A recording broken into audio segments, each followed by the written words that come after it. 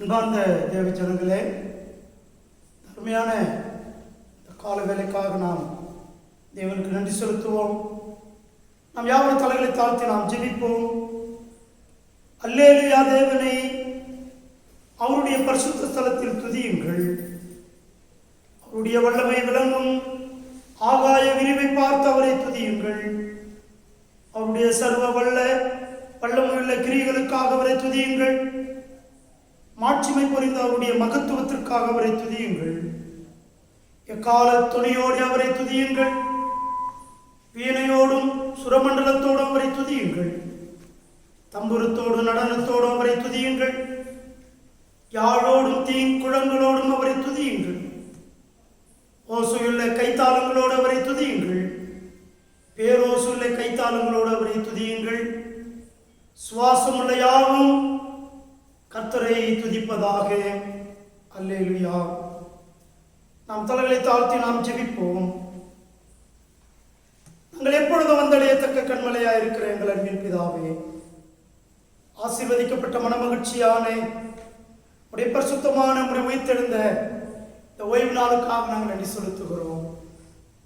இறக்குமுள்ள தகப்பனே, கடந்த நாளெல்லாம் உம்முடைய கண்ணின் மணியை போல எங்களை காத்து, எங்களை பாதுகாத்து பராமரித்து, எங்களை பரிசுத்தப்படுத்தி உம்முடைய தெய்வீக சித்தத்துக்கு நேராக உம்முடைய வேத வெளிச்சத்தில் எங்களை வழிநடத்தி வந்ததுக்காக எனக்கு ஸ்தோத்திரம் ஆண்டவரே.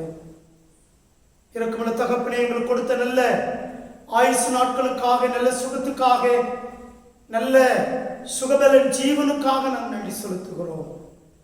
எத்தனையோ பேருக்கு கிடைக்காத சுவாக்கியம் அற்பர்களும் ஈஸ்வர்களுமாயிருந்த எங்களுக்கு உம்முடைய குமாரனுடைய விலையை பெற்ற ரத்தத்தினாலே எங்களுக்கு கொடுத்த நல்ல கிருபைகளுக்காக நாங்கள் நன்றி செலுத்துகிறோம்.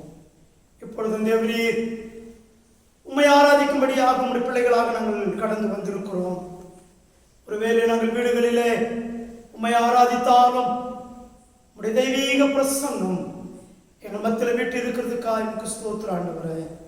உம்முடைய தெய்வீக பரிசுத்தம் எங்கள் மத்தியில் இருக்கிறதுக்காக எனக்கு ஸ்தோத்திரம் ஆண்டவரே. உம்முடைய தெய்வீக பிரசன்னம் எங்கள் மத்தியில் இருக்கிறதுக்காய் கோடான கொடி ஸ்தோத்திரம் ஆண்டவரே. இப்பொழுதும் தேவரீர் உம்முடைய பிள்ளைகளாக நாங்கள் பாடப்போகிற பாடல்கள், சங்கீத பகுதிகள், உம்முடைய வார்த்தைகள் அத்தனையும் எங்களுக்கு ஆசீர்வாதமாய் மாற்றித்தாரோம். இப்பொழுதும் தேவரீர் எங்களுடைய இந்திய தேசத்தை நாங்கள் நினைவு கூறுகிறோம். எங்கெல்லாம் உம்முடைய பிள்ளைகள் உம்மை ஆராதிக்கிறார்களோ அங்கெல்லாம் உம்முடைய கிருபையும் உம்முடைய சமூகமும் கடந்து வரும்படியாய் வழிநடத்த வேண்டுமா நாங்கள் ஜெபிக்கிறோம். சமாதானத்தோடு உம்முடைய பிள்ளைகள் கிருபாசனத்தில் நெருங்கி உம்மை ஆராதிக்க நீர் கிருபை செய்ய வேண்டுமாய் நாங்கள் ஜெபிக்கிறோம். ஆண்டவரே, அநேக நெருக்கங்களுக்கு மத்தியில், பாடுகளுக்கு மத்தியில் ஆராதனைக்குள் கடந்து போகிற உடைய பிள்ளைகளை இந்த ஆராதனை மூலமாக நீ தேற்றும்படியாய், பலப்படுத்தும்படியாய், ஆறுதல் படுத்தும்படியாய், உடைய பிள்ளைகளோடு பேசும்படியாக நாங்கள் ஜெபிக்கிறோம். எங்கள் ஆண்டவர் இப்படி செய்ய போவதற்காக நன்றி செலுத்துகிறோம். கர்த்தாவே, இந்த ஆராதனை மூலமாக இன்னும் உடைய நாமத்தை நாங்கள் பரிசுத்தப்படுத்துவோம், மகிமைப்படுத்துவோம். எங்களுக்கு கிருபை பாராட்ட வேண்டுமா நாங்கள் ஜெபிக்கிறோம். மீதியான நேரத்தையும் காலத்தையும் உடைய கருத்தில் ஒப்புக் கொடுக்கிறோம். துதிகன மகிமையாவும் உமக்கு ஒருவருக்கே செலுத்தி எங்கள் அருமரட்சகரும் மீட்பருமாய் இருக்கிற இயேசு கிறிஸ்துவின் பெற்ற நல்ல நாமத்தில் தாழ்மையோடு ஜெபத்தை எடுக்கிறோம். எங்கள் ஜீவனுள்ள நல்ல பிதாவே, ஆமென். நாம் யாவரும் எழுந்து நின்று நம்முடைய பாடல் புஸ்தகத்தில் 333வது பாடல், 333வது பாடலை நாம் யாவரும் பாடுவோம்.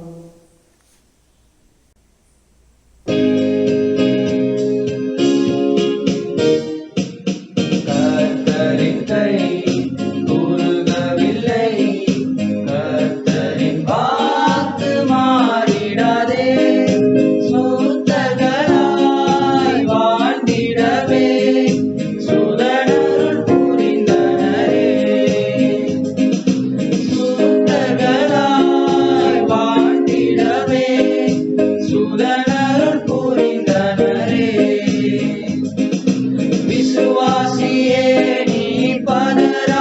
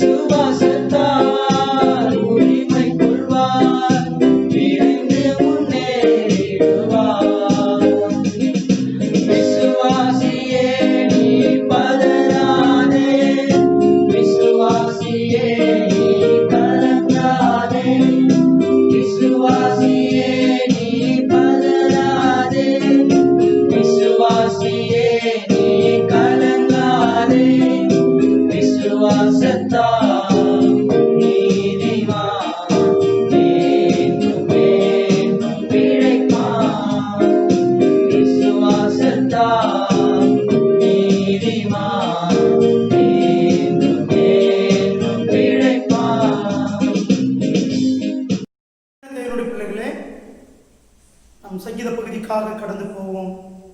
நம்மத்தில சகோதரர் திருச்சபை உதவிக்காரர் தமிழ்ச்செல்வன் அவர்கள் நம்மை சங்கீத பகுதியில் வழி நடத்துவார்கள். சங்கீதம் 4:1 முதல் 8 வசனங்களை நாம் வாசிக்க கேட்போம்.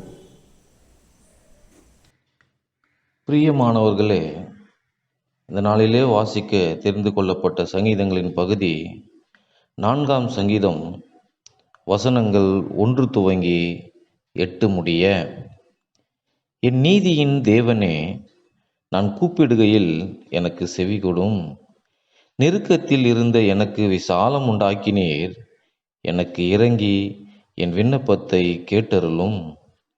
மனுபுத்திரரே, எதுவரைக்கும் என் மகிமையை அவமானப்படுத்தி வீணானதை விரும்பி பொய்யை நாடுவீர்கள்? பக்தி உள்ளவனை கர்த்தர் தமக்காக தெரிந்து கொண்டார் என்று அறியுங்கள்.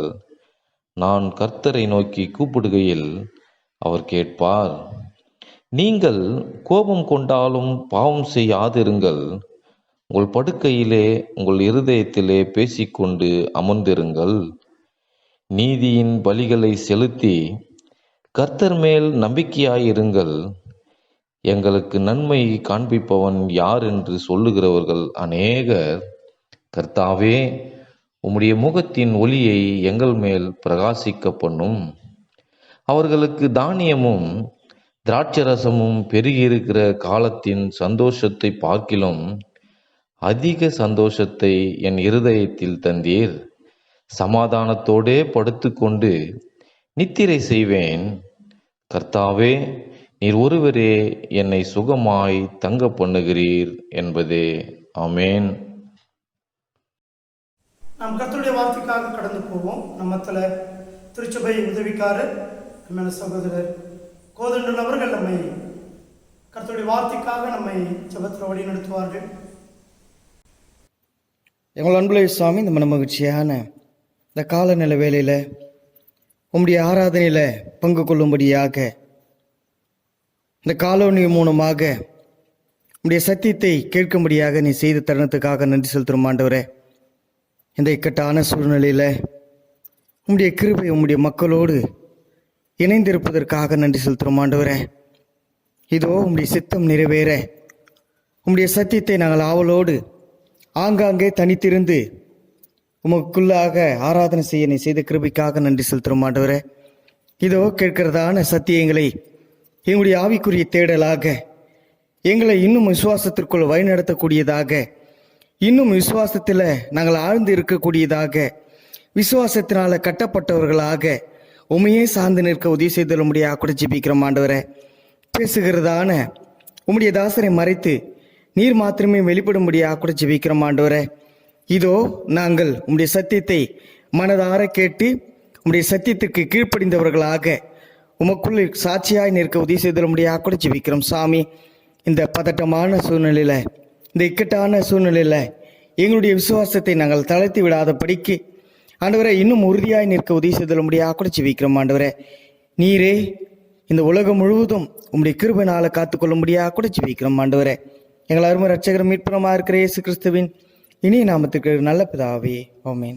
அன்பார்ந்த தேவ ஜனங்களே, இந்த கால வேளையில் நாம் கர்த்தருடைய வார்த்தையை கேட்க இருக்கிறோம். அதற்கு முன்பாக நீங்கள் கர்த்தருடைய கிருபையினாலும் அவருடைய விலையேறப்பட்ட அன்பினாலும் நீங்கள் சுகத்தோடும் பலத்தோடும் நீங்கள் இருக்கிறீர்கள் என்பதை நினைத்து நான் கர்த்தரை ஸ்தோத்திரிக்கிறேன். நீங்கள் தொடர்ந்து விசுவாசத்தில் உறுதியாயிருங்கள். நீங்கள் தனிமையிலும் குடும்பமாகவும் நீங்கள் ஜெபிக்கும்படி உங்கள் அன்பாய் பட்சமாய் நான் கேட்டுக்கொள்கிறேன். அருமையான தேவ ஜனங்களே, தொடர்ந்து நாம் கர்த்தருடைய வார்த்தையை கேட்கும்படி நமக்கு தேவன் அனுகிரக செய்திருக்கிறார். கடந்த நாட்களில் தேவன் தனிமைப்படுத்துவதை குறித்து நாம் படித்தோம். கடவுள் தனிமைப்படுத்தும் முறையை குறித்து படித்தோம். தனிமைப்படுத்துவதன் மூலமாக மனுக்குளம் பெறுகிற ஆசீர்வாதத்தை குறித்து பார்த்தோம். இன்றைக்கும் நாம் தனிமைப்படுத்துவதை பற்றி தான் படிக்கப் போகிறோம். சற்று தனிமைப்படுத்துவதை படிப்பதற்கு முன்பாக கடந்த கால செய்தியை உங்களுக்கு நான் ஞாபகப்படுத்த விரும்புகிறேன். முதலாவது ஆண்டவர் நோவாவையும் அவன் குடும்பத்தையும் தனிமைப்படுத்தினார். 40 நாட்கள் மழை வந்தது. ஆனால் அதனுடைய விளைவு 204 நாட்கள் அவர்கள் தனிமைப்படுத்தப்பட்டிருந்தார்கள். 204 நாட்கள். முதல்ல 150 நாட்கள் இருந்தார்கள். பின்னும் 40 நாட்கள் தாமதம் பண்ணினார்கள். பின்னும் ஒரு வாரம், பின்னும் ஒரு வாரம். கிட்டத்தட்ட 204 நாட்கள் ஒரு பெரிய தனிமைப்படுத்துதலை நோவா கண்டு கொண்டான். அதன் மூலமாக கடவுள் ஒரு புதிய சமுதாயத்தை உருவாக்கினார் என்று படித்தோம். அதே மாதிரி மோசே பிறந்தவுடனே கடவுள் அவனை தனிமைப்படுத்தினார். அரண்மனையில் 40 ஆண்டுகள், வனாந்தரத்தில் 40 ஆண்டுகள் அவனை தனிமைப்படுத்தி ஆண்டவர் அவனை உருவாக்கினார். 40 ஆண்டுகள் கடவுள் அவனை பயன்படுத்தினார்.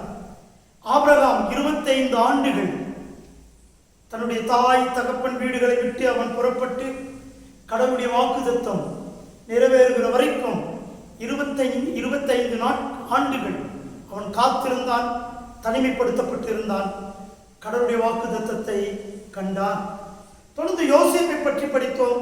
13 ஆண்டுகள் அவன் குடும்பத்தை விட்டும் தன்னுடைய சகோதரர்களால் அவன் தனிமைப்படுத்தப்பட்டான். பார்வோன் போத்திபாருடைய வீட்டிலே அவன் குற்றமற்றவனாக சிறைச்சாலையிலே தனிமைப்படுத்தப்பட்டான். குற்றவாளியாக அல்ல, ஆனாலும் கர்த்தர் அவனோடு கூட இருந்தார். இப்படி ஆண்டவருடைய தெய்வீக வழிநடத்தல், தனிமைப்படுத்தலில் இருக்கிற ஆசீர்வாதத்தை நாம் படித்தோம். இது போல அநேக பரிசுத்தவான்களை இந்த விசுவாசம் என்கிற கப்பல் பயணங்களிலே கடவுள் தனிமையாக வழி நடத்தி இருக்கிறார். அநேக, ஒருவேளை அந்த வசனத்தை நாம் படிக்க போகிறோம். வேதாகமத்தில் அநேக பரிசுத்தவான்களை கடவுள் தனிமைப்படுத்தி இருக்கிறார்.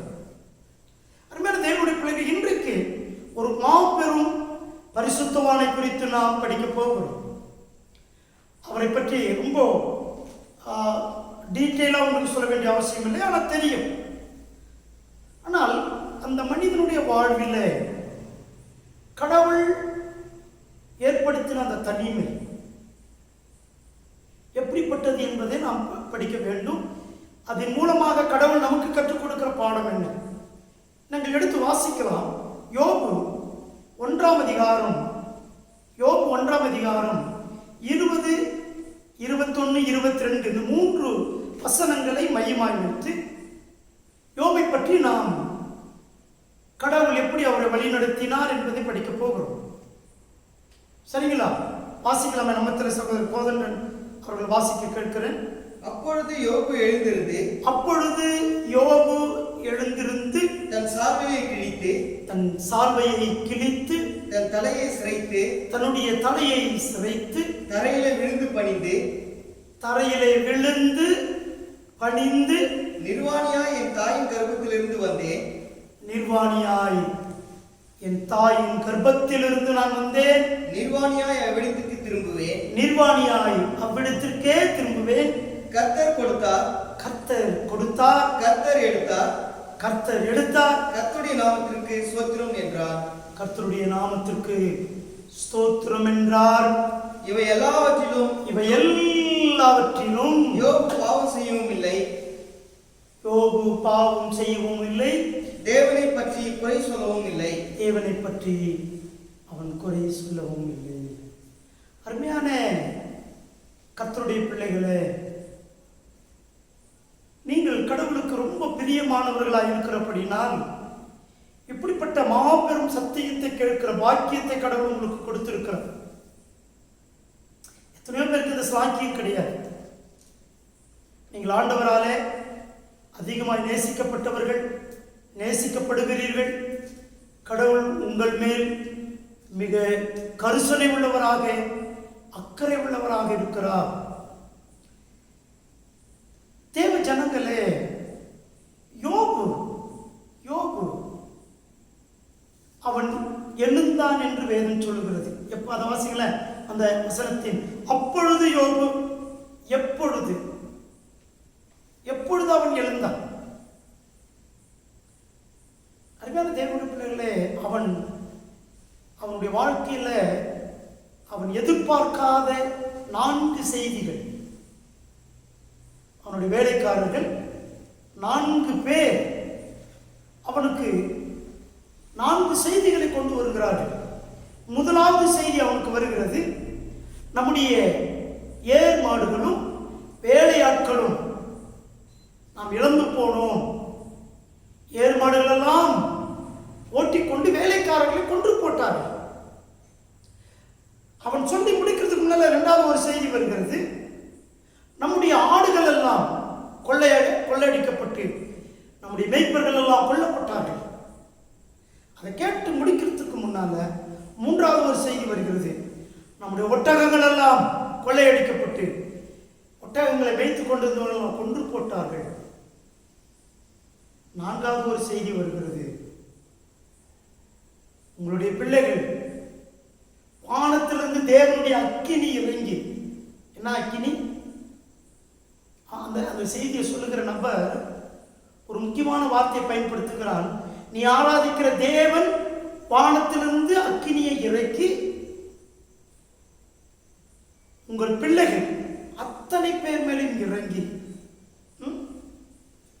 அதுதான் சொல்றான், அக்கினி இறங்கி அவர்கள் செத்து போனார்கள். 4 மூலையிலும் காத்தடித்து வீடு விழுந்து எல்லாம் அழிந்து போனது. வாசிக்கலாம், சந்தேகமா இருக்கு. 18, 19 வாசிங்க. இவன் இப்படி பேசிக் கொண்டிருக்கையில் வேறொருவன் வந்து உம்முடைய குமாரரும் உம்முடைய குமார்த்திகளும் தங்கள் மூத்த சகோதரன் வீட்டிலே புசித்து திராட்சரசம் குடிக்கிற போது, மூத்த குமாரனுடைய வீட்டிலே குடித்து திராட்சரசம் குடிக்கும் போது வனாந்தர வழியாய்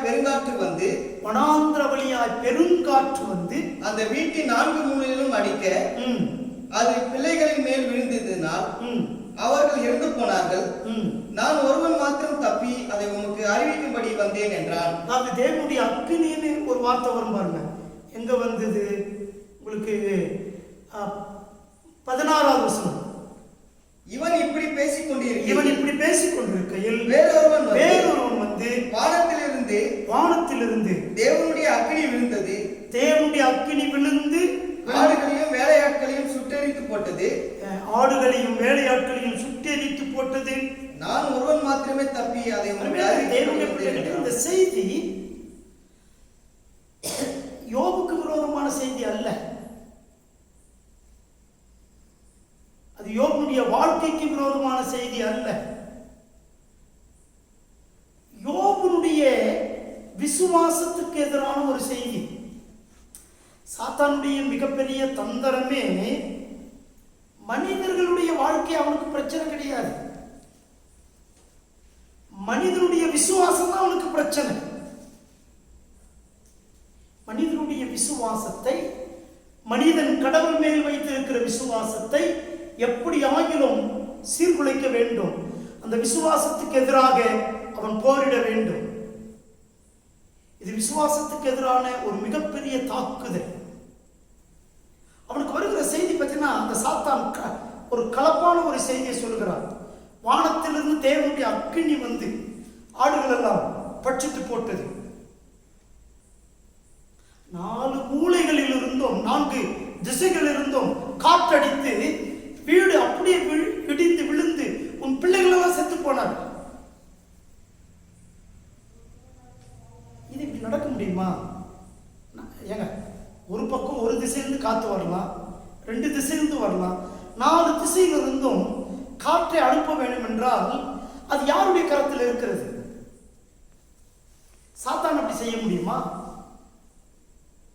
நீங்க ஒன்றை புரிந்து கொள்ள வேண்டும். சாத்தான் உங்களை காட்டிலும் என்னை காட்டிலும் மிக வலிமையானவனாக இன்றும் உலகத்தில் அவன் அசைவாடி கொண்டிருக்கிறான், ஆளுகை செய்கிறான். சாத்தான் ஏதோ ஒரு கற்பனை அல்ல, ஏதோ வெறும் சக்தி அல்ல, வெறும் சக்தி அல்ல. அருமையான தேவனுடைய பிள்ளை, சாத்தானை அற்பமாக எண்ணக்கூடாது, அதே நேரத்தில் அவனுக்கு பயப்படவும் கூடாது. நீங்கள் தெளிந்த புத்தி உள்ளவர்களாக சாத்தானுடைய தந்திரத்தையும் அவனையும் நீங்கள் அடையாளம் அறிந்திருக்க வேண்டும், அடையாளம் காண வேண்டும். அவன் இன்றைக்கும் இருளின் சாம்ராஜ்யத்தின் தலைவனாக இருக்கிறான். இன்றைக்கும் இந்த பொய்யான இந்த உலகத்திற்கு அவன் பிதாவாக இருக்கிறான். இன்றைக்கும் அவன் கொலைக்கும் கொலை பாதகத்துக்கும் மூளைக்காரனராக இருக்கிறான். அவன் நீங்கள் அற்பமாக எண்ணிவிடக்கூடாது. அவன் மிக மிக தந்திரமானவன், அவன் மிகுந்த தந்திரமானவன். அவன் பயன்படுத்துகிற வார்த்தைகள் யோபனுடைய விசுவாசத்தை தாக்குவதற்காக, யோபனுடைய விசுவாசத்தின் வாழ்க்கையை தகர்ப்பதற்காக, யோபுவை எப்படியாகிலும் கடவுளை விட்டு தனிமைப்படுத்த வேண்டும். அதுதான் அவனுடைய விருப்பம். கடவுள் நம்மை தனிமைப்படுத்துவதிலே ஒரு பெரிய சித்தம் வைத்திருக்கிறார். நம்மை தனிமைப்படுத்த விரும்புகிறார். சாத்தான் என்ன செய்கிறான்? கடவுளை விட்டு நம்மை தனிமைப்படுத்த விரும்புகிறான். கடவுள் ஒரு பொழுதும் நம்மை அவரை விட்டு தனிமைப்படுத்துவதே கிடையாது. வேதாகமத்தில் எத்தனையோ பரிசுத்தவான்களை ஆண்டவர் தனிமைப்படுத்தி இருக்கிறார். ஆனால் அவர்களோடு கூட இருந்திருக்கிறார். உங்களுக்கு ஒன்று தெரியுமா? இந்த இஸ்ரவேல் மக்கள் சிதறடிக்கப்பட்டவர்கள் தான், ஆனால் அவர்கள் பாதுகாக்கப்பட்டவர்கள். இன்றைக்கு உங்களுக்கும் எனக்கும் அதே தான். பாதுகாப்பற்ற இந்த உலகத்தில், இந்த உலகத்தை படைத்த தெய்வத்தால் நாம் பாதுகாக்கப்பட்டு இருக்கிறோம். இந்த உலகம் நமக்கு பாதுகாப்பானது அல்ல, என்ன வேணாலும் நடக்கும். ஆனால் தேவனுடைய கிருபையினாலே நாம் பாதுகாப்பாக இருக்கிறோம். பாதுகாப்பின் எல்லையில் இருக்கிறோம், பாதுகாப்பின் வளையத்திற்குள் இருக்கிறோம். அதை நம்ம படிக்க போறோம். அருமையான தேவனுடைய பிள்ளைகளை, இவனுக்கு கொடுத்த செய்தி ஒரு குழப்பமான செய்தி.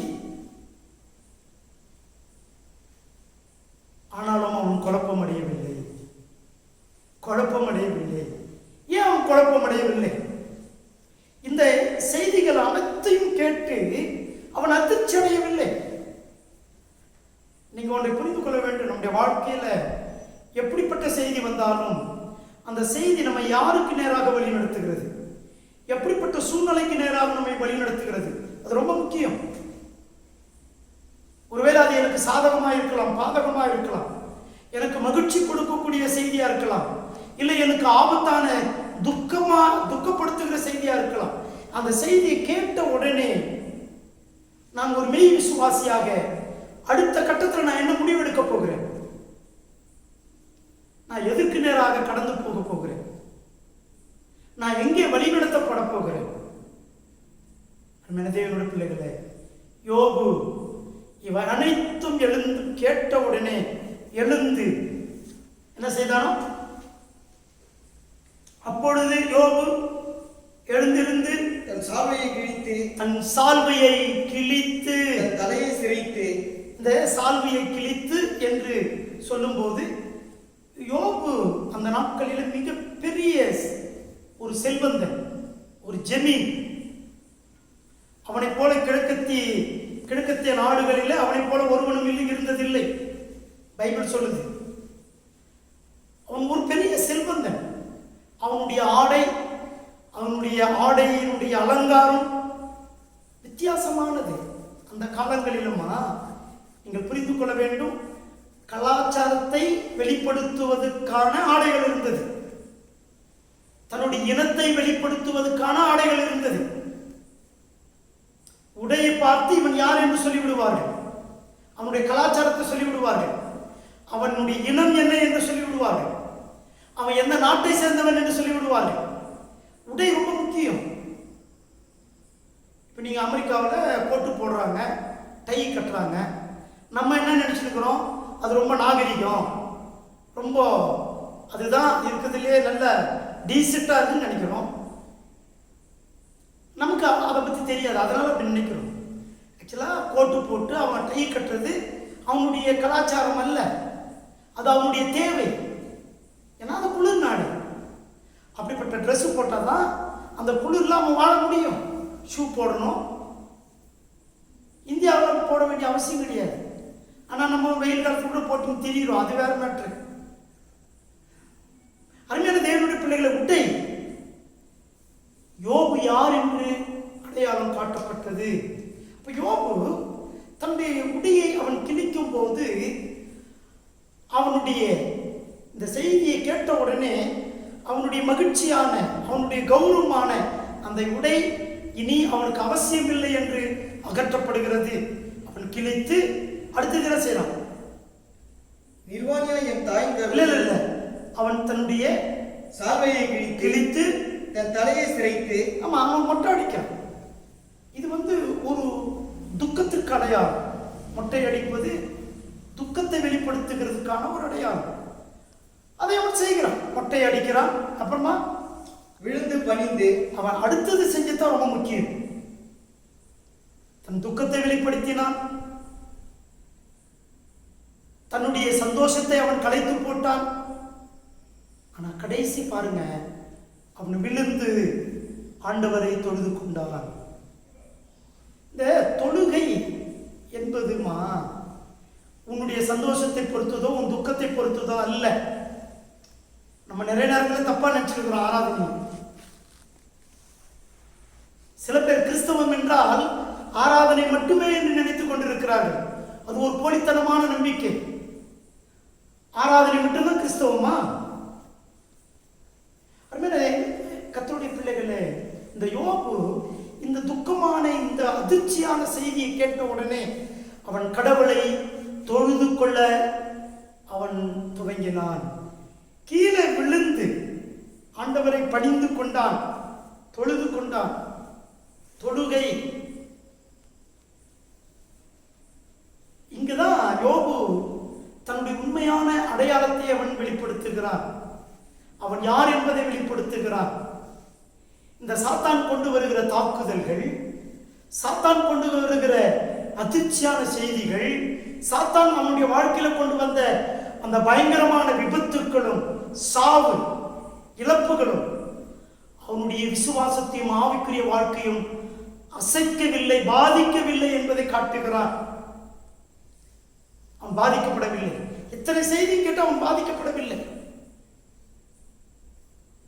அவன் சமுதாயத்துல பிள்ளைகள்லாம் செத்துட்டாங்க, அது அவனுடைய கலாச்சாரம், துக்கத்தை வெளிப்படுத்துவது, அதை அவன் வெளிப்படுத்துகிறான். அடுத்தது என்ன? நேரம் போய் அடக்கம் பண்ணல, சொத்துங்க எங்க இருந்து அங்கெல்லாம் போய் இப்படியா என்ன ஆச்சுன்னு போய் பார்க்கல. முழங்கால் படிட்டு ஆண்டவரை தொழுது கொண்டார். சாத்தான் நினைத்தான் இந்த அதிர்ச்சியான இந்த செய்தி யோபுடைய விசுவாசத்தை சுக்குநூறாக்கிவிடும், உடைத்துவிடும். யோபு தன்னுடைய விசுவாசத்தை விட்டு ஓடி போவான் என்று நினைத்தான். ஆனால் யோபு கர்த்தருடைய பாதத்திலே சாஷ்டாங்கமாய் பண்டியிட்டு கர்த்தரை தொழுது கொண்டு, அந்த தொழுகையில் அவன் செஞ்ச ஜபம் என்ன தெரியுமா? ஆக்சுவலா அது ஜபம். என்ன ஜபம் பண்ண தெரியுமா? வாசிக்கல. நிர்வாணியா என் தாயின் கர்ப்பத்திலிருந்து வந்தேன், நிர்வாணியாய் என் தாயின் கர்ப்பத்திலிருந்து வந்தேன், நிர்வாணியாய் அவ்விடத்துக்கு திரும்புவேன், நிர்வாணியாய் அவ்விடத்துக்கு நான் திரும்புவேன். கர்த்தர் கொடுத்தார், கர்த்தர் கொடுத்தார், கர்த்தர் எடுத்தார், கர்த்தர் எடுத்தார், கர்த்தருடைய நாமத்திற்கு ஸ்தோத்திரம் என்றார். அருமையான தேவனுடைய பிள்ளைகளே, இவனுடைய ஜெபம் மெய் ஞானத்தை வெளிப்படுத்துகிற ஜெபம். மெய் ஞானம் என்ன? மெய் ஞானம் மெய் விசுவாசிகளுடைய வாழ்வில அந்த விசுவாசத்தின் மூலமாக கடவுள் கொடுக்கிற ஆசீர்வாதம், அந்த மெய் விசுவாசின் மூலமாய் ஒரு மனிதனுடைய அனுபவம் மெய் ஞானத்துக்கு நேராக வழி நடத்துகிறது. இவன் முதல்ல தன்னுடைய வாழ்க்கையை ரொம்ப தெளிவா அறிந்திருந்தான். தன்னை பற்றி அறிந்திருந்தான், தன்னை படைத்த தெய்வத்தை பற்றி அறிந்திருந்தான், இந்த உலகத்தை பற்றியும் அவன் அறிந்திருந்தான். ஆனால் தான் அவன் வாழ்க்கையில அவன் அதிர்ச்சியெல்லாம் அடையல. இந்த தனிமைப்படுத்தப்படுதல் எவ்வளவு அற்புதமான ஒரு அனுபவமாக அவனுடைய வாழ்க்கையில் இருந்தது. அற்புதமான அனுபவம். தெரியுமா? நீங்க ஒரு வசனத்தை நான் வாசிக்கணும். எபிரேயருக்கு நிருபம் 11ஆம் அதிகாரம் 33, 34 இருந்து நான் வாசிக்கலாங்களே.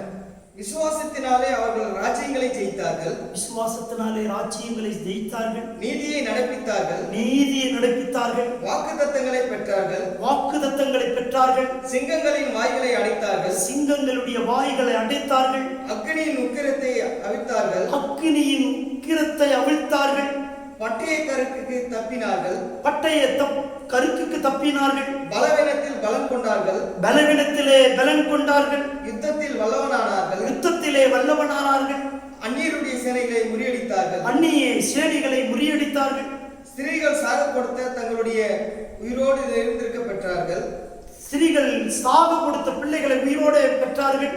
வேறு சிலர் மேன்மையான உயிர்த்தெழுதலை அடையும்படிக்கு, ஒரு சிலர் கடவுள் வைத்திருக்கிற அந்த மேன்மையான உயிர்த்தெழுதலை அடையும்படிக்கு விடுதலை பெற சம்மதியாமல், உயிரோடு வாழ்வதற்கு சம்மதியாமல் வாதிக்கப்பட்டார்கள், தண்டனைக்கு தங்களை ஒப்பு கொடுத்தார்கள், மரணத்துக்கு தங்களை ஒப்பு கொடுத்தார்கள். வாசிவாங்க. வேறு சிலர் நிந்தைகளை, அடிகளையும் கட்டுகளையும் காவலையும் அனுபவித்தார்கள், வேறு சிலர் நிந்தைகளையும் கட்டுகளையும் பாடுகளை அனுபவித்தார்கள், கல்லெறி உண்டார்கள், கல்லெறி உண்டார்கள், வாளால் அறுப்புண்டார்கள், வாளால் அறுப்புண்டார்கள், பரீட்சை பார்க்கப்பட்டார்கள், பரீட்சை பார்க்கப்பட்டார்கள், பட்டயத்தினாலே வெட்ட மரித்தார்கள், பட்டயத்தினாலே வெட்டி மரித்தார்கள், செம்மறியாட்டு தோள்களை வெள்ளாட்டு தோள்களையும் போர்த்து கொண்டு, செம்மறியாட்டு தோள்களையும் வெள்ளாட்டு தோள்களையும் போர்த்தி கொண்டு திரிந்து குறைவையும் உபத்திரத்தையும் துன்பத்தையும் அனுபவித்தார்கள். உலகம் அவர்களுக்கு பாத்திரமாய் இருக்கவில்லை, உலகம் அவர்களுக்கு பாத்திரமாய் இருக்கவில்லை. அவர்கள் வனாந்தரங்களிலேயும் மலைகளிலேயும் முளைகளிலேயும் பூமியின் அடி வெடிப்புகளையும் சிதற அலைந்தார்கள். இவர்கள் எல்லாரும் விசுவாசத்தினால் நற்செய்தி பெற்றும் வாக்குத்தத்தம் பண்ணப்பட்ட, புரியுதுங்களா? இவர்கள் எல்லாரும் முக்கியமான ஒரு விஷயம், இதைதான் உங்களுக்கு நான் சொல்ல விரும்புகிறேன்.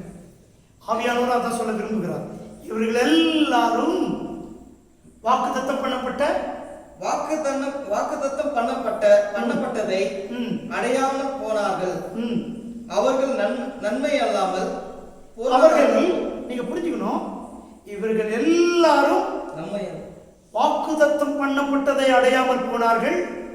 அவர்கள் நம்மை அல்லாமல், ஏன்னா அவர்கள் நம்மை அல்லாமல் பூரணராகாதபடிக்கு விசேஷித்த நன்மையானதொன்றை தேவன் தமக்கென்று முன்னதாக நியமித்திருந்தார். தேவனுடைய பிள்ளைகளை, உங்களுக்கு புரியுதுங்களா? கடவுளுடைய ஆவிக்குரிய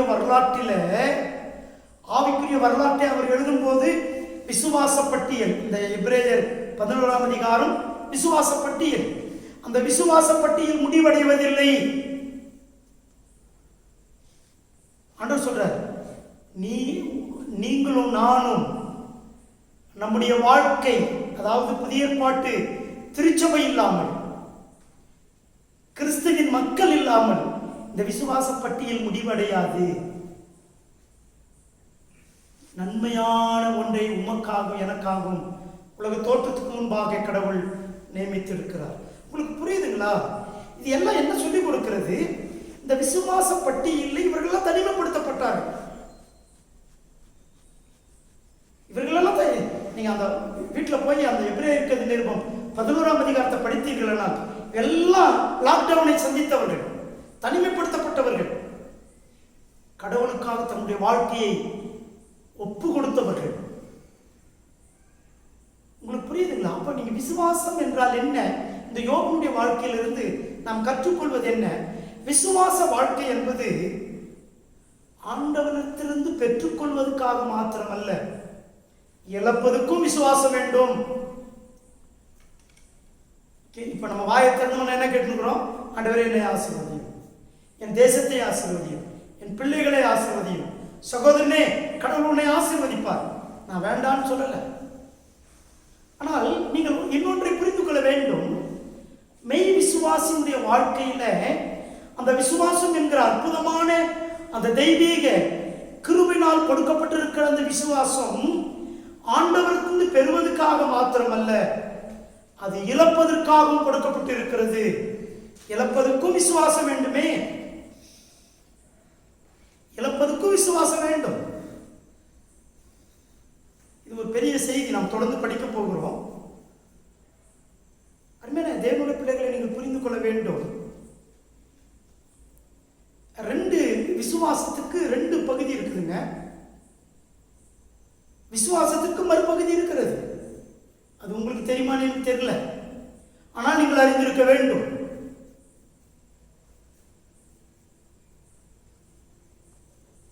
ஒரு விசுவாசம் ஆவியின் வரமாகிய விசுவாசம், ஆவியின் வரமாகிய விசுவாசம். இரண்டாவது விசுவாசம் ஆவியின் கனியாகிய விசுவாசம். ஆவியின் வரமாகிய விசுவாசம் எல்லாருக்குள்ளும் இருக்க முடியும், எல்லாருக்குள்ளும் இருக்க முடியும்.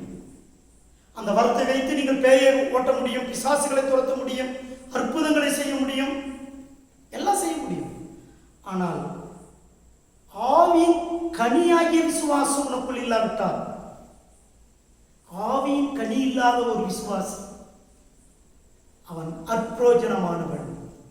அதான் நீங்க 1 கொரிந்தியர் 12ஆம் அதிகாரம் 9வது வசனத்துல இது விசுவாசம் என்பது வரம் என்று சொல்லப்படுகிறது. இந்த விசுவாசம் நிறைய பேருக்கு இருக்குதுங்க.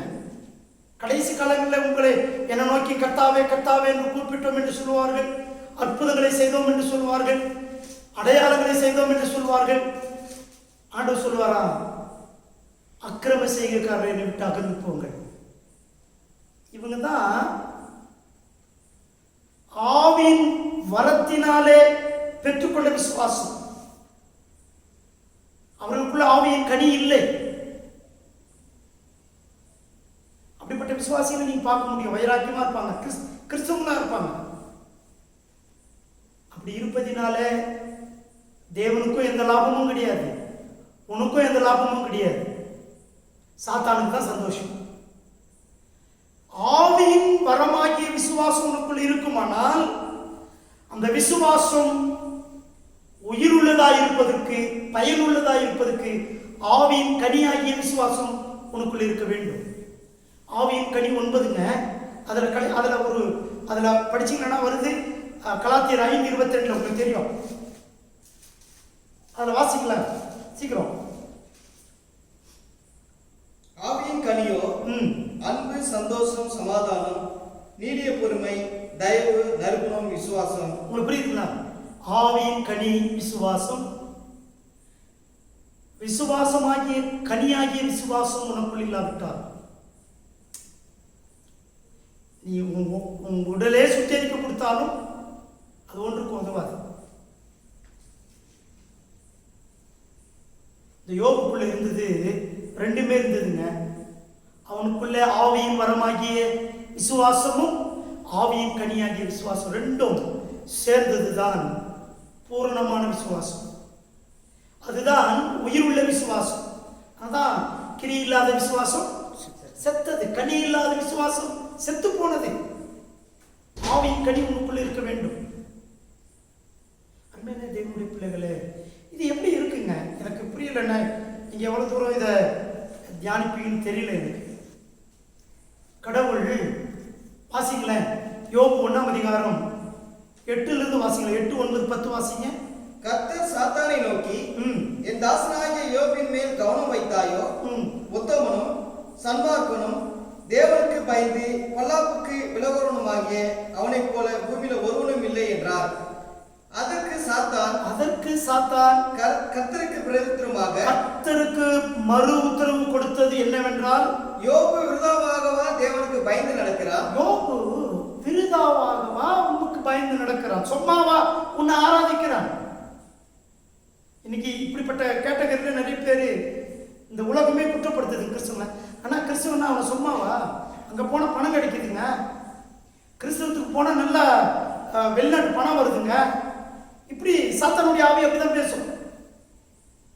அவன் அப்படிதான் பேசினான். ஒரு உண்மையான தொழுது கொள்ளுகிற மனிதனை,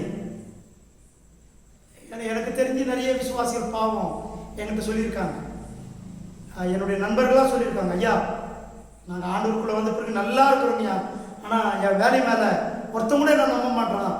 இல்லை இவ்வளோ நல்லா இருக்கிறியா, ஏதோ உனக்கு கோயிலில் பணம் கொடுக்குறாங்க சர்ச்சில், இல்லாட்டி இவ்வளோ நல்லா இருக்கியா நீ? சாத்தானுடைய அப்படிப்பட்ட சிந்தை உள்ளவர்கள் சாத்தானுடைய சிந்தையை இந்த உலகத்தில் அவன் வைத்திருக்கிறான்.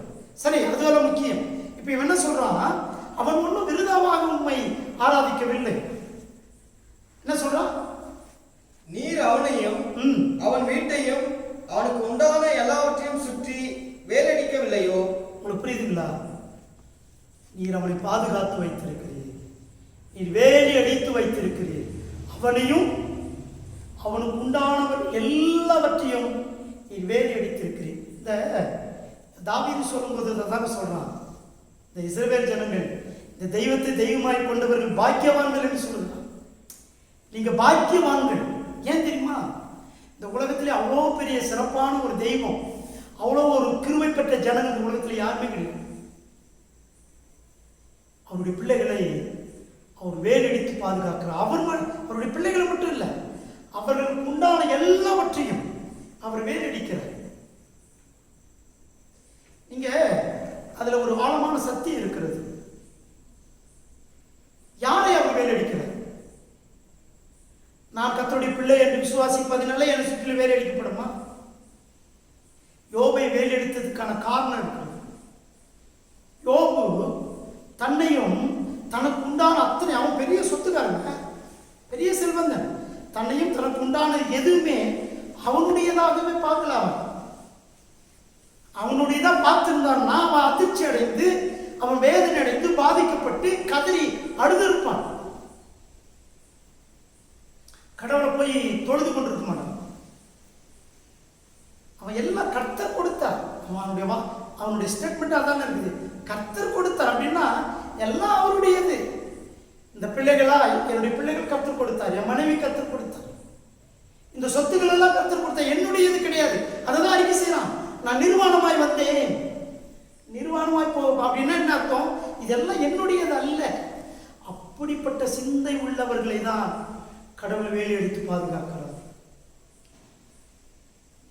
எப்போ இது இது ஏன் சாமர்த்தியம், என் சுயபலன் சொல்ற வேலி எடுத்துருவார். இப்ப இந்தியாவில் வேலி எடுத்துட்டார் தெரியுமா? இந்தியாவில் வேலி எடுத்துட்டார். இப்ப ஆண்டவர் நம்மளெல்லாம் ஊரடங்குல உள்ள வச்சுட்டான். இந்தியா முழுவதும் லாக்டவுன் சொல்லிட்டு நம்மள உள்ள வச்சுட்டான். ஆண்டவர் பார்த்தாரு, இவங்களெல்லாம் உள்ள வச்சா நான் வெட்டுக்கில வெளியே அனுப்புறேன்னு அனுப்பிச்சிட்டாரு. வாசிங்கள ஏன் அனுப்புறாரு அப்படி? 2 நாளாகும் 7ஆம் அதிகாரம் 13-14 வாசிங்க. 2 நாளாகும் 7ஆம் அதிகாரம் 13-14 சீக்கிரம். நான் மழை இல்லாதபடிக்கு வானத்தை அடைத்து அல்லது தேசத்தை அழிக்க வெட்டுக்கிளிகளுக்கு கட்டளையிட்டு அல்லது என் ஜனத்திற்குள் கொள்ளை நோயை அனுப்பும் போது, புரியுதுங்களா? வெட்டுக்கிளிகளுக்கு நான் கட்டளையிட்டு கொள்ள நோய்களை நான் அனுப்புவேன். எங்க கொரோனா வந்துச்சுங்க, கையோட வெட்டுக்கிளி வந்திருக்குதுங்க. இப்போ நீங்க மறந்துடாதீங்க, அந்த வெட்டுக்கிளிகள் 8-9 கோடி சதுரடி, 8-9 கோடி சதுரடியில் அது பறந்து வந்து நிற்குதான். எனக்கு எனக்கு அது எத்தனை ஜீரோ இருக்குன்னு தெரியல. எனக்கு 8-9 கோடி அளவு பரப்பளவுக்கு அதனுடைய அந்த வெட்டுக்கிளியினுடைய படை, அந்த படம் தான் சொல்றான். வெட்டுக்கிளி படைக்கு எல்லாம் ஜாகிரதையா இருந்தோம், எல்லா நாடும் ஜாகிரதையா இருந்தோம், தடுத்து நிறுத்தணும். அந்த படைக்கு ஆயத்தமாயிருந்து இந்தியா ஆயத்தமாயின்னு இருக்குது. இப்போ குஜராத்தில் வந்துடுச்சு. ஒரு மிகப்பெரிய யுத்தத்தை செய்து கொண்டு இருக்கிறது. நீங்க அது பார்த்தீங்கன்னா ஒரு மணி நேரத்துக்கு 200 கிலோமீட்டர் வேகத்தில் போகுதுங்களா? எத்தனையோ லட்சம் ஏக்கர் கணக்கில் வயல் நிலங்களை ஒரு நிமிஷத்தில் காலி பண்ணிடும். இது வரைக்கும் ஒரு நாள் கூட அதை தடுத்து நிறுத்த முடியல. அது மிஞ்சி போனா 2 மாசம், மிஞ்சி போனா 5 மாசம் தான் உயிர் வாழணும்.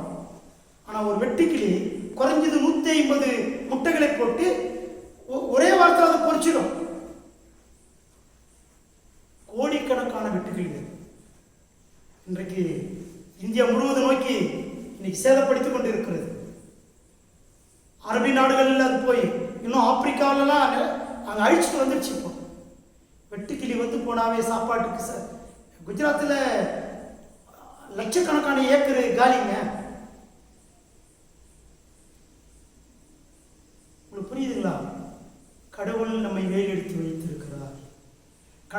பாதுகாப்பை எடுத்து விட்டால், வேலின்னா நம்ம காமன் போட்டு இல்லை முள்ளி வேலி அதை நினைக்காதீங்க.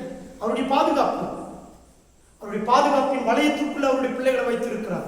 எவ்வளோ பெரிய நோய் வரட்டும், ஆபத்து வரட்டும், எதிரிகள் வரட்டும், நமக்கு எவ்வளோ பெரிய மனுஷன் கூட எதிரியா நிற்கட்டும், கடவுளுடைய பாதுகாப்பின் எல்லையில் நான் இருக்கிறேன்.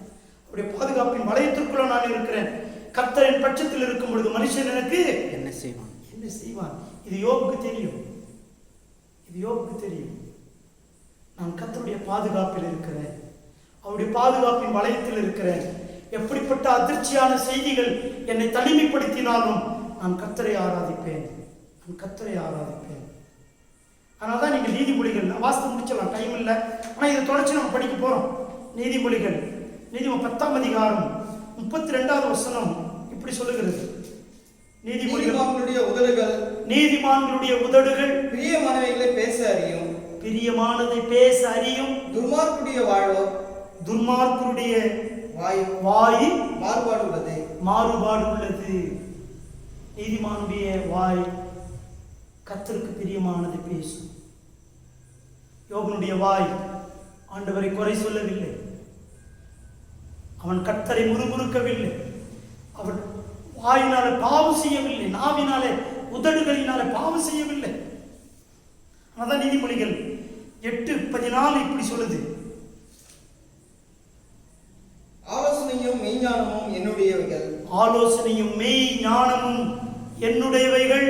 நானே புத்தி வல்லமை என்னுடையது, வல்லமை என்னுடையது. கர்த்தரே மெய் ஞானமாயிருக்கிறார். அந்த மெய் ஞானமாகிய கடவுள் உங்களுக்குள் இருக்குமானால் உங்களுடைய புத்தி சரியா இருக்கும், உங்களுடைய உணர்ச்சி சரியா இருக்கும், உங்களுடைய வாழ்க்கையின் முறை சரியாக இருக்கும். யோபு ரொம்ப ஸ்டடியா இருந்தாங்க. சாத்தான் எதிர்பார்த்த மாதிரி ஒண்ணு நடக்கலாங்க. அவன் தனிமைப்படுத்தப்பட்டான். செய்தி கேட்ட உடனே அவன் போய் தனியா ஆண்டவரை தொழுது கொண்டு தனிமையில் உட்காருகிறான். அவன் உட்காருகிறான். அடுத்த வாரத்துல யோபு இன்னும் அவனுடைய விசுவாசத்தின் ஆழம், அவனுடைய விசுவாசத்தின் உயரம், அவனுடைய விசுவாசத்தின் அகலம் கடவுளுடைய கிருபையினால விரிவாக்கப்படுகிறது. ஏன்னா அது கடவுள் கொடுத்த கிருபை. அந்த விசுவாசம் கடவுள் கொடுத்தது, நீங்களும் நானும் சம்பாதித்ததல்ல, உங்களுக்குள்ள எனக்குள்ளும் உருவானது அல்ல. அது பரிசுத்த ஆவியானவர் வரமாகவும் கனியாகவும் அதை கொடுத்திருக்கிறார்.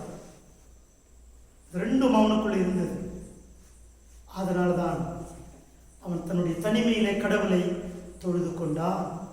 தனிமை அது இதுல ஒரு கடைசியா ஒன்று சொல்லி முடிக்கணும். யோபு கூட குடும்பத்தோடு தனிமைப்படுத்தப்பட்டான், யாக்கோபு கூட குடும்பத்தோடு தனிமைப்படுத்தப்பட்டான். ஆனா அந்த யோபு கடவுள் எல்லாத்தையும் எடுத்துட்டாருங்க. குடும்பமா தனியா போய் கூட பரவாயில்ல, எல்லாவற்றையும் எடுத்து விட்டார். ஒன்றும் இல்லாமையில தனிமைப்படுத்தப்பட்ட நிலையில கடவுளை தொழுது கொண்டான். வெறுமையிலே கடவுளை தொழுது கொண்டான். ஒரு வெறுமையான தனிமை, பொறுமை. தேவனுடைய பிள்ளைகளே, ஜெபம் பண்ணுங்கள். யோபு புத்தகத்தை தயவு செய்து நீங்கள் படியுங்கள். இந்த வாரம் முழுவதும் அடுத்த வாரத்தில் தொடர்ந்து யோபை பற்றி படிக்க போகிறோம். யோபனுடைய வாழ்க்கையில் கர்த்தர் செய்த, அவனுடைய வாழ்க்கையில் அவனுக்கு கொடுத்த அந்த மகத்துவமான விசுவாசம் செய்த கிரியைகள் எவ்வளவு என்பதை வருகிற நாட்களில் பார்ப்போம். கர்த்தர் நம்மை ஆசீர்வதித்து வழிநடத்துவாராக. நாம் யாவரும் தலைகளை தாழ்த்தி நாம் ஜெபிப்போம். கர்த்தருடைய வார்த்தைக்காக நம்முடைய திருச்சபை உதவிக்காரர் குமார் அவர்கள் நம்மை ஜெபத்தில் வழி நடத்துவார்கள். எங்கள் அதிகமாக நேசிக்கிற எங்கள் பரிசுத்தமான அன்பு தகப்பனே, இந்த மன மகிழ்ச்சியான இந்த பரிசுத்தமான இந்த ஓய்வு நாளுக்காக நாங்கள் துதிக்கிறோம், சோத்திரிக்கிறோம், நடு செலுத்துகிறோம். அப்பா கர்த்தாவே, இந்த பரிசுத்தமான இந்த ஓய்வு நாளிலே கூட சுவாமி அப்பா பிதாவே அரும ரட்சகரே என்று அழைக்கக்கூடிய ஒரு புத்து புய்கரத்தை இந்த நாளிலே எங்களுக்கு கொடுத்த மேலான உடைய கிருபைக்காக நாங்கள் நன்றி செலுத்துகிறோம். இந்த பரிசுத்தமான இந்த ஓய்வு நாளிலே ஆண்டவரே உன்னை ஆராதிக்கவும் உன்னை தொய்து கொள்ளவும் முடியாக அப்பா உங்களுடைய சத்தியத்தை கேட்கும்படியாக இப்படிப்பட்ட ஒரு தருணத்தை ஏற்படுத்தினுடைய கிருபைக்காக நன்றி செலுத்துகிறோம். இக்கட்டான ஒரு சூழ்நிலையில கூட சுவாமி ஆண்டவரே இப்படிப்பட்ட ஒரு நற்செய்தி எங்களுக்கு நீர் போதகர் மூலமாக எங்களுக்கு அறிவித்த ஒரு வார்த்தைகளுக்காக நாங்கள் நடு செலுத்துகிறோம் சுவாமி. ஆண்டவரே வேதத்திலே நாங்கள் பார்த்த வண்ணமாக யோபுடைய வாழ்க்கை வரலாறை நாங்கள் பார்க்க வண்ணமாக ஆவியானவரே யோபு போல நாங்கள் விசுவாசத்தோடு நாங்கள் கடந்து போக ஆவியானவர் அப்படிப்பட்ட ஒரு கிருபையை எங்களுக்கு தாரும்படியாக நாங்கள் அர்ப்பணிக்கிறோம் சுவாமி. எந்த சூழ்நிலையிலும் ஆண்டவரே நாங்கள் விலகி விடாதபடி சுவாமி நாங்கள் உன்னை நோக்கி பார்க்கக்கூடிய உன்னுடைய விசுவாசத்திலேயே நாங்கள் கடந்து போக ஆவியானவரே அப்படிப்பட்ட ஒரு தருணத்தை எங்களுக்கு நீ தாரும்படியாக ஜெபிக்கிறோம் சுவாமி. ஆண்டவரே இந்த நாளிலே பேசின ஒவ்வொரு வார்த்தைகளும் ஆண்டவரே எங்களுடைய வாழ்க்கையிலே நாங்கள் பிரயோஜனமாய் செயல்படுத்திக் கொள்ள ஆவியானவர் தாமே நீங்கள் உதவி செய்ய முடியாது நாங்கள் ஜெபிக்கிறோம் ஆண்டவரே. நாங்கள் செய்கிற ஒவ்வொரு வேலைகளிலும் ஆண்டவரே உங்களுடைய நாமம் மையப்படும்படியாக உங்களுடைய வார்த்தைகளை எங்கள் உள்ளத்தில் கிரி செய்யும்படியாக ஆவியானவரே அப்படியா எங்களை வழிநடத்தும்படியாக நாங்கள் ஜெபிக்கிறோம். அது மட்டும் இல்லாதபடி ஆவியானவரே எங்களுடைய தேசத்திற்காக நாங்கள் ஜெபிக்கிறோம். ஆண்டவரே எங்கள் தேசத்திலே ஆண்டவரே இந்த கொள்ளை நோயினால் பாதிக்கப்பட்ட ஒவ்வொரு குடும்பத்திற்காக நாங்கள் ஜெபிக்கிறோம் சுவாமி. ஆண்டவரே அந்த பிள்ளைகளுக்கு போதுமான ஆறுதல் படுத்தும் சுவாமி, சுகத்தை தாரும், பலத்தை தாரும்படியாக ஜெபிக்கிறோம். ஆண்டவரே எங்கள் தேசத்தின் ஆள்கை செய்கிற ஆண்டவரே ஒவ்வொரு அதிகாரிகளுக்காக ஜெபிக்கிறோம், முதலமைச்சருக்காக ஜெபிக்கிறோம். தெய்வமே அவர்களுடைய கண்களிலே உங்களுடைய கிருபை இருந்து ஆண்டவரே உதவி செய்யவும் ஆண்டவரே அவங்களை கண்காணிக்கவும் ஆண்டவரே அப்படிப்பட்ட ஒரு கிருபை அவர்களுக்கு நீ தாரும்படியாக ஜெபிக்கிறோம். அநேக இடங்களிலே நாங்கள் கேள்விப்படுகிறோம் சுவாமி, அநேக நாடுகளில் நாங்கள் கேள்விப்படுகிறோம். ஆவியானவரே அப்படிப்பட்ட நாடுகளிலே கூட சுவாமி நீ ஆறுதல் படுத்தும், இந்த வார்த்தையினால் அவர்களை குணப்படுத்தும்படியாக நாங்கள் வேண்டிக் கொள்கிறோம் சுவாமி. கொடுத்த இந்த ஆராதனை கூட உன் பாதத்திலே நாங்கள் அர்ப்பணிக்கிறோம். கேட்ட ஒவ்வொருவரையும் இந்த சமூகத்தில் நாங்கள் தாய்த்து ஒப்பு கொடுக்கிறோம். கேட்டு நாங்கள் விட்டுவிடாதபடி எங்களுடைய வாழ்க்கையில் அதை கடைப்பிடித்து நாமத்திற்கு மகிமையாக நாங்கள் நடக்க உடைய விசுவாசத்திலே நாங்கள் செயல்பட அப்படிப்பட்ட ஒரு கிருபையில் நாங்கள் வளர நீ உதவி செய்ய முடியாது ஜெபிக்கிறோம். எல்லாம் உன் பொன் பாதத்தில் நாங்கள் அர்ப்பணிக்கிறோம். பாதுகாத்து நடத்திக்கொள்ளும் இயேசு நாமத்தினால கேட்கிறோம் எங்கள் ஜீவனில் நல்ல பிதாவே, ஆமீன். என் ஆத்துமாவே கர்த்தரை ஸ்தோத்திரி, என் முழுமே பரிசுத்த நாமத்தை ஸ்தோத்திரி. என் ஆத்துமாவே கர்த்தரை ஸ்தோத்திரி, கர்த்தர் செய்த சகலங்களையும் மறவாதே. ஆமென்.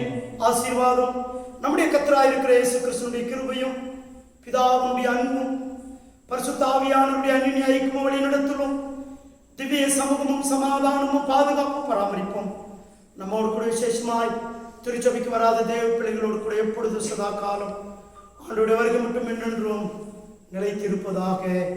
ஆமேன், ஆமேன்.